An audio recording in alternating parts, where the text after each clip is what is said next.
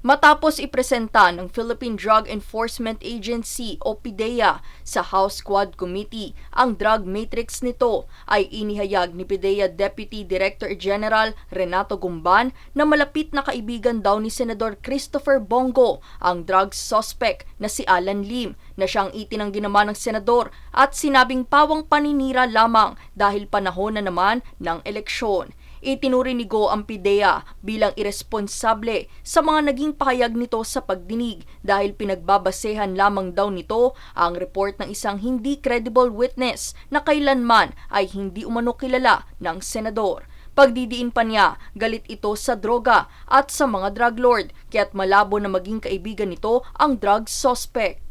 Git pa ni Go, kailanman ay hindi ito sangkot sa iligal na droga at pawang walang katotohanan ang inilabas na pahayag ng PDEA ukol sa koneksyon nito kay Lim.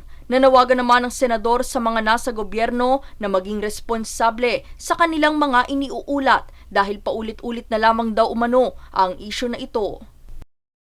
Danizel Lopez, nag-uulat para sa One Media Network.